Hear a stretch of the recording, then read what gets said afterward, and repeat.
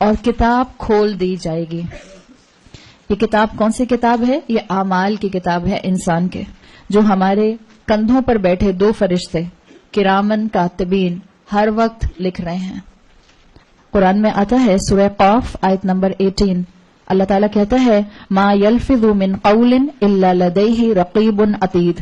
کوئی لفظ ما یلفظ، کوئی لفظ نہیں نکلتا ہماری زبان سے مگر اس کو ایک نگران ایکٹیو فرشتہ لکھ لیتا ہے، اللہ کی طرف سے جس کو اپوائنٹ کیا گیا ہے. تو ہم جو بولتے ہیں اس کو لکھ لیا جاتا ہے. اور جب ہم بہت ہی بے تکا بول رہے ہوتے ہیں، جب ہم گاسپس کر رہے ہوتے ہیں، جب ہم بیک بائٹنگ کر رہے ہوتے ہیں، جب ہم لوگوں کے ساتھ لڑائی جھگڑوں میں گفتگو کر رہے ہوتے ہیں، ہمیں اس وقت کیوں نہیں یاد آتا کہ فرشتہ لکھ رہا ہے؟ ہم چاہتے نہیں کہ ہمیں یاد آئے. جب ہم تسبیح کر رہے ہوتے ہیں تو کیا ہم اس وقت چاہتے ہیں کہ فرشتہ لکھے؟ آپ کو دیکھیں، آپ جب تسبیح کر رہی ہوں گی، آپ جب نماز پڑھے ہوں گے، اگر 5 نمازوں میں سے ایک نماز، اور بڑی خوش قسمتی ہوتی ہے کہ 5 نمازوں میں سے ایک نماز آپ ویسی پڑھ سکیں جیسی کہ آپ پڑھنا چاہ رہی تھیں. 99% ہم نہیں پڑھ پاتے. ہم سب تمنا رکھتے ہیں کہ ہم رمضان کی ہر نماز بہت خشوع کے ساتھ پڑھیں، بہت فوکس ہو کے پڑھیں، لیکن ہر دفعہ یہ ہوتا ہے فجر میں نیند آ رہی ہے، ظہر میں تھکے ہوئے ہیں، عصر میں افطاری بنانی ہے، مغرب میں پیٹ بہت بھر گیا ہے، عشاء میں نیند آ رہی ہے. زیادہ تر ہمارے ساتھ یہی ہوتا ہے کہ ہم ارادہ کرتے ہیں لیکن کر نہیں پاتے.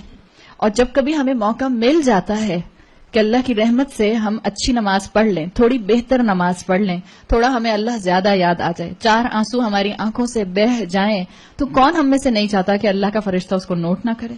چاہتے ہیں نا؟ تو یہ جب ہم نیکیوں کا ریکارڈ چاہتے ہیں تو یاد رکھیں وہ فرشتے صرف نیکیوں کے ریکارڈ کے لیے نہیں بٹھائے گئے. اور اگر کسی کو نظر نہیں آ رہے تو اس کا یہ مطلب نہیں ہے کہ ہیں بھی نہیں. کوئی چیز نظر نہ آنا اس بات کی گارنٹی نہیں ہوتی ہے کہ وہ نہیں ہے. کیا آپ کو اور مجھے اپنی اور آپ کی اس وقت روح نظر آ رہی ہے؟ نہیں نظر آ رہی. تو اس کا مطلب یہ تھوڑی ہے کہ روح ہے نہیں. فرشتے نظر نہیں آتے، اس کا مطلب یہ نہیں ہوتا کہ وہ ہے نہیں. فرشتے ہیں اور اللہ نے بتا دیا کہ وہ لکھتے ہیں اور تمہارا ایک ایک عمل لکھتے ہیں. اسی طرح سے سورہ اسراء جو کہ سورہ کہف سے پہلی سورت ہے، سورت بنی اسرائیل بھی جس کا نام آتا ہے، اس میں بھی اس کتاب کا ذکر آتا ہے اور بہت ہی خوبصورت اور کمپریہنسو انداز میں آتا ہے.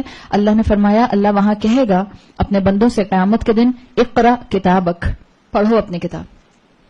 آپ سوچیں آپ کے گناہ لسٹ ڈاؤن کیے ہوئے ہوں اور اللہ آپ سے کہے پڑھو اپنے گناہ. میں نے اس کا دل دکھایا، اور اس کے میں اپنا نام خود ہی لکھ لیں جس کا بھی آپ نے دکھایا. میں نے اس کو ہرٹ کیا، میں نے اللہ کی نافرمانی کی، میں نے جھوٹ بولا، میں نے غیبت کی، میں نے مال غلط جگہ سے کمایا، میں نے مال اسراف میں خرچ کیا.